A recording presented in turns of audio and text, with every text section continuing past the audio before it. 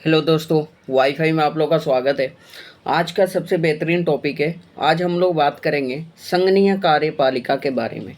तो संघीय कार्यपालिका में बात करेंगे जैसे राष्ट्रपति के जितने शासन होते हैं, राष्ट्रपति में जितने शक्तियां होते हैं, राष्ट्रपति की नियुक्ति कैसे होती है, इस सब के बारे में हम टॉपिक को चर्चा करेंगे। तो चलिए स्टार्ट करते हैं। सबसे पहला टॉपिक ये हो जाता है कि भारत संघ के कार्यपालिका शक्ति किसके अंतर्गत में आती है। तो ये राष्ट्रपति के अंतर्गत में आती है। याद रखना, किसके? तो राष्ट्रपति के अंतर्गत में आती है। ये क्वेश्चन पूछा जाता है कि भारतीय संघ के कार्यपालिका शक्ति राष्ट्रपति के अंतर्गत होती है। ठीक है। अब दूसरा में होता है राष्ट्रपति जो होता है नाम मात्र के कार्यपालिका का प्रधान होता है। क्या होता है? कार्यपालिका का प्रधान कौन होता है? तो राष्ट्रपति होता है, सिर्फ नाम मात्र का होता है। और रियल का जो वास्तविक कार्यपालिका का प्रधान जो होता है वो कौन होता है? प्रधानमंत्री होता है रियल का। ठीक है, क्लियर, समझ में आया? तब बात करते हैं कि राष्ट्रपति जो होता है देश का संवैधानिक प्रधान होता है। क्या होता है? देश का संवैधानिक प्रधान होता है राष्ट्रपति। ठीक है, समझ में आ रही है? तो राष्ट्रपति क्या होता है? देश का संवैधानिक प्रधान होते हैं, यानी कॉन्स्टिट्यूशनल का प्रधान होता है। और भारत का प्रथम नागरिक भी कहलाता है। कौन? राष्ट्रपति। याद रखना, भारत का प्रथम नागरिक कौन कहलाता है? तो राष्ट्रपति कहलाता है। ठीक है, अब आते हैं नेक्स्ट क्वेश्चन में।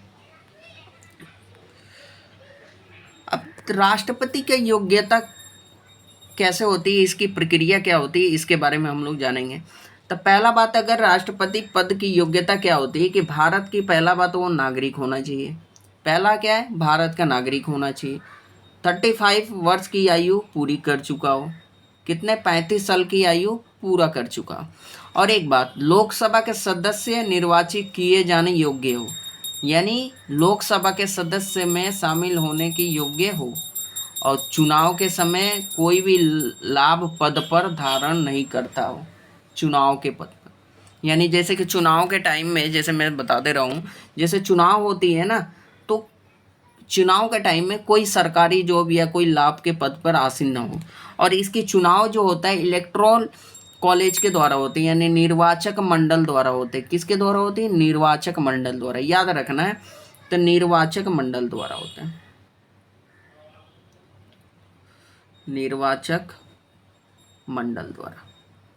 ठीक है, इसकी नियुक्ति की जाती है निर्वाचक मंडल द्वारा। ठीक है, अब आते हैं नेक्स्ट टॉपिक पे।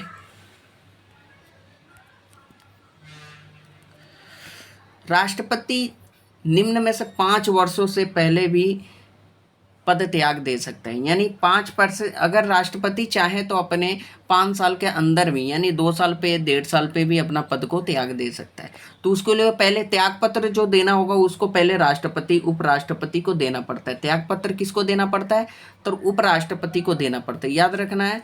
तो ये जो राष्ट्रपति जो है अपना त्याग पत्र किसको देगा? उपराष्ट्रपति को देगा, इसको देगा। ठीक है, अब इसको जो राष्ट्रपति को त्यागपत्र देगा, इसको अगर मान लो कोई अगर राष्ट्रपति को अगर हटाना चाहता है तो उसका एक प्रोसेस होता है। तो उसका जो प्रोसेस होता है वो महाभियोग द्वारा हम उसको हटाया जा सकता है। तो ये बताया जा रहा है कि महाभियोग द्वारा हटाए जाने पर आर्टिकल 56 और 61 में महाभियोग के लिए ही केवल आधार दिया गया है, जो 61 में उल्लेखित है संविधान का अतिक्रमण। यानी हमारा आर्टिकल 61 में उल्लेखित किया गया है कि एक राष्ट्रपति को महाभियोग द्वारा आर्टिकल 61 के अंतर्गत हम हटा सकते हैं। ठीक है, समझ में आया? क्लियर?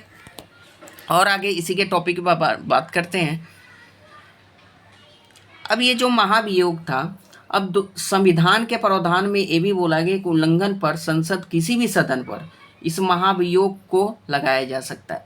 यानी कहने का मतलब, अगर मान लिया जाए अगर राष्ट्रपति के बारे में, यानी राष्ट्रपति पे अगर कोई अगर किसी चीज़ का आरोप लगाता है तो क्या कर सकते, उसके खिलाफ अगर दस्तावेज तैयार करके संसद के किसी भी सदन में वो महाभियोग लगा सकते हैं, यानी अपना फाइल पेश कर सकता है। परंतु इसके लिए पहले राष्ट्रपति को 14 दिन का क्या पहले ही लिखित एक सूचना देनी पड़ेगी। यानी कहने का मतलब ये है कि राष्ट्रपति के अगर खिलाफ कोई भी अगर दस्तावेज अगर देते हैं तो उसके पहले हमको 14 दिन पहले हमको राष्ट्रपति को एक लिखित सूचना देनी पड़ेगी, तब जाकर हम संसद के किसी भी सदन में हम पेश कर सकते हैं।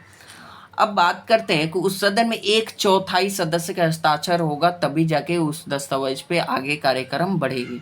कितने? 1/4 सदस्य। समझ में आया? अगर 1/4 सदस्य न हो तो क्या होगा कि उसको पेश नहीं किया जाएगा आगे की तरफ।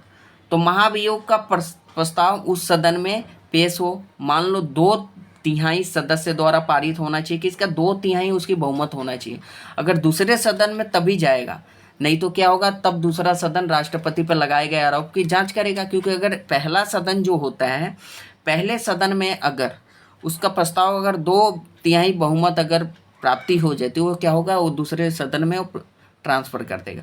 और उस दूसरे सदन में जाने के बाद क्या होगा, वो आरोप जो लगे हैं वो आरोप को अगर सिद्ध हो जाता है अगर, तो उसमें सिद्ध होने के लिए उसमें पहले 2/3 बहुमत होना पड़ेगा, यानी वोटिंग रहनी, यानी सपोर्ट होना चाहिए। जैसे हम किसी के प्रति अगर हम खिलाफ अगर हम अगर किसी के प्रति के खिलाफ अगर हम कोई दस्तावेज जमा दे रहे हैं तो उसके पहले हमारा समझ होना चाहिए कि यानी हम इसको सपोर्ट कर रहे हैं, तभी जाके वो आगे की तरफ बढ़ेगा। अगर ये मान लेते अगर उसके खिलाफ जो दस्तावेज दिए गए यानी जो उसके खिलाफ जो कार्रवाई की जा रही है अगर वो सही साबित हो जाती है तो राष्ट्रपति महाभियोग द्वारा उसकी पूरी प्रक्रिया को समझी जाएगी और समझने के बाद उसको राष्ट्रपति को त्यागपत्र देना पड़ जाएगा। यानी कहने का मतलब है राष्ट्रपति अपना त्यागपत्र दे देगा। अगर उसके प्रति जो भी कार्रवाई की गई है अगर वो सबूत सही हो जाते हैं तो उसको राष्ट्रपति को अपने त्यागपत्र से अपने त्याग से हटना पड़ेगा, यानी अपनी राष्ट्रपति के शासन के जगह से हटना पड़ेगा।